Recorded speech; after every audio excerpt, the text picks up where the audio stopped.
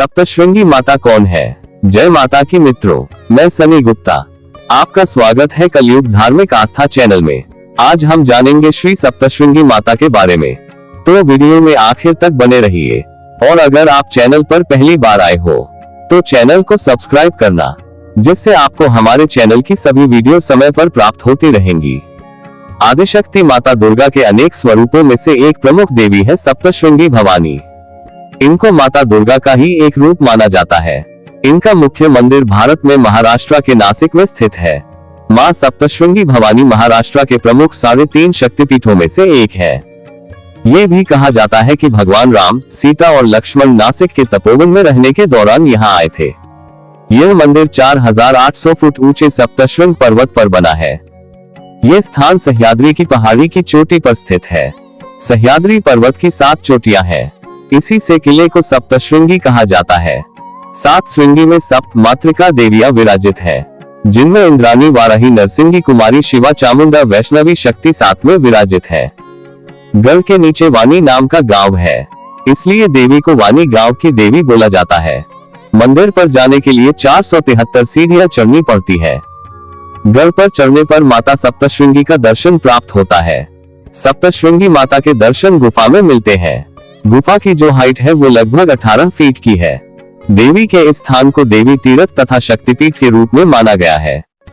इस शक्तिपीठ को देवी के सिद्ध पीठों में भी गिना जाता है। आइए जानते हैं माता सप्तशृंगी भवानी का स्वरूप किस प्रकार है। देवी ब्रह्म स्वरूपणी है। भगवान ब्रह्मा जी के कमंडलू से उत्पन्न गिरिजा महानदी का स्वरूप सप्तशृंगी देवी को माना जाता है। ये आदिशक्ति का मूल स्थान माना जाता है। सप्तशृंगी माता को महाकाली, महालक्ष्मी व महासरस्वती के त्रिगुण स्वरूप में भी आराधना की जाती है। देवी सिर पर मुकुट धारण करती है। देवी के विशाल नेत्र हैं। यहाँ पर देवी की 8 फुट ऊंची इस प्रतिमा की 18 भुजाएं हैं।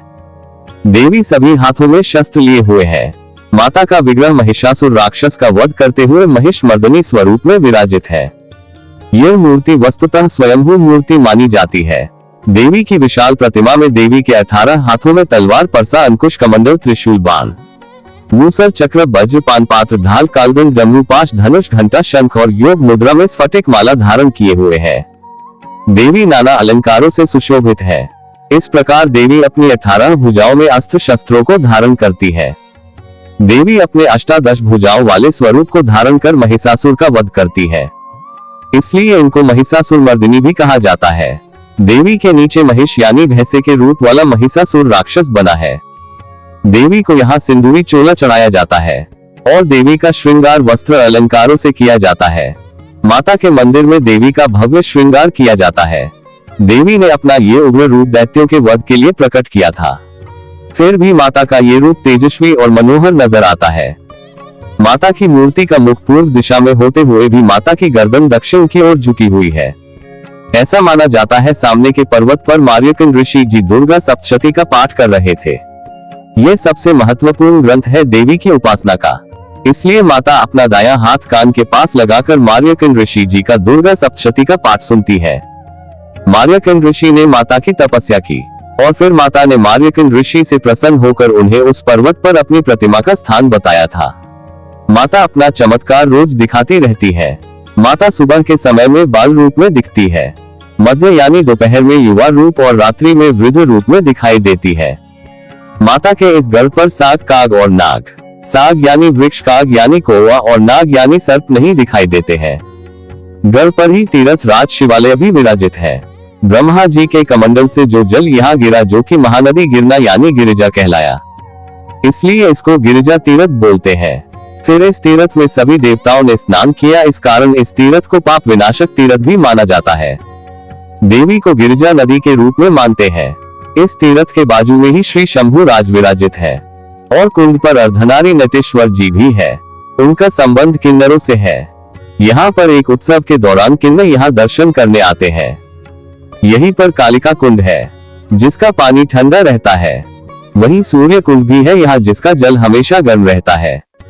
और यहाँ तांबुल कुंड तीर्थ है। इसकी मान्यता है यहाँ देवी ने पान खाकर थूका था और फिर यहाँ मुंह साफ किया था, इसलिए इस कुंड का पानी नारंगी रंग का रहता है।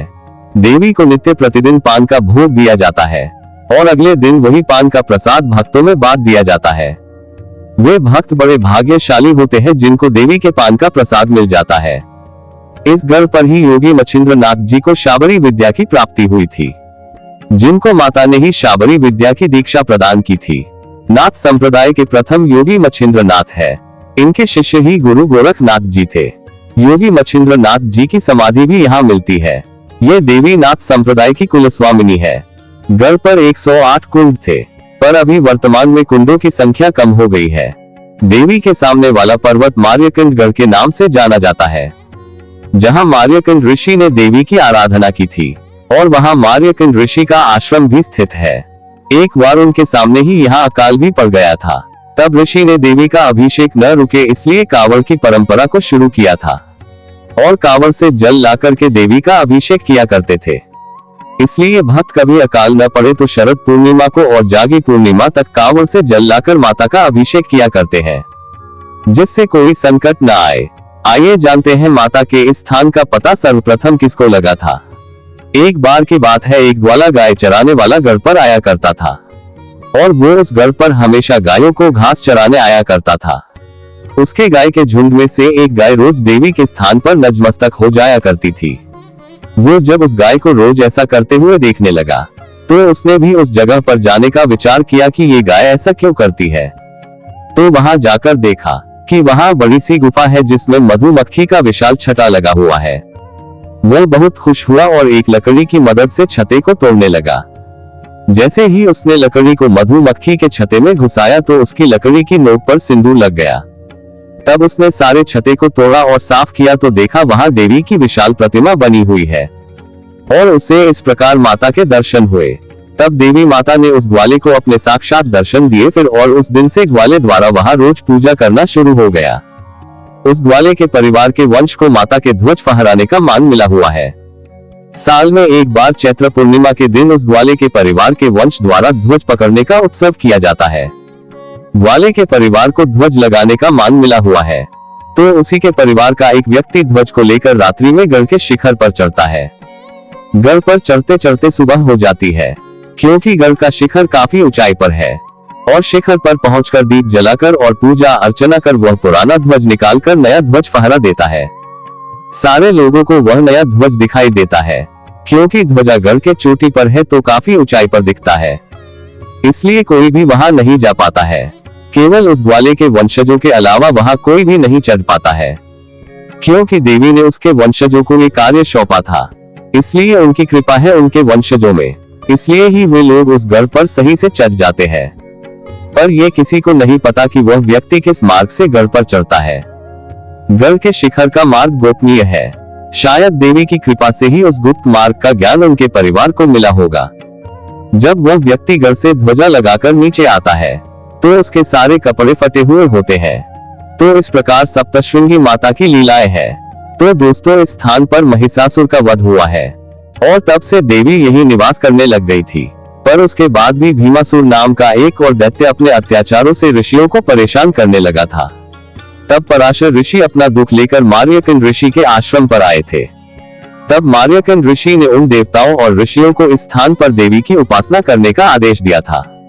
तब देवी ने पुनः प्रकट होकर भीमासुर का वध कर देवताओं और ऋषियों को उसके भय से मुक्त किया था।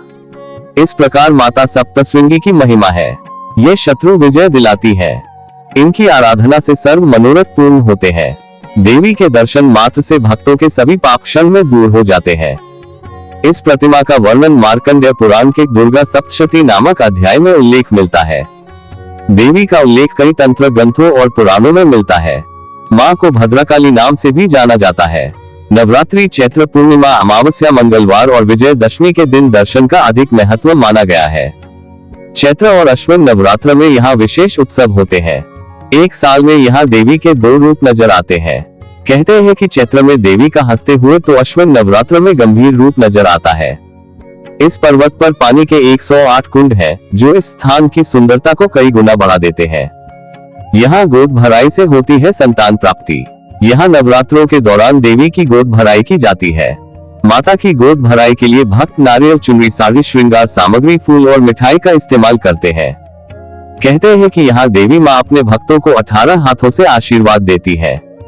यहाँ पूरन पोली का प्रसाद मिलता है। तो दोस्तों, ये थी माता सप्तशृंगी भवानी से जुड़ी जानकारी। मैं आशा करता हूँ आपको माता के सप्तशृंगी स्वरूप की जानकारी आपको पसंद आई होगी। ऐसे ही धार्मिक जानकारियों से भरे वीडियो देखने के लिए कलयुग धार्मिक आस्था चैनल से जुड़े रहें। और अगर आप चैनल पर पहली बार आए हो तो चैनल को सब्सक्राइब करना, साथ ही बेल आइकन को भी दबाएं, जिससे आपको हमारे चैनल की सभी वीडियो समय पर प्राप्त होती रहेंगी। और आप भी सच्चे सनातनी हैं और माता में अपनी सच्ची आस्था रखते हैं तो कमेंट में जय माता की जरूर लिखें।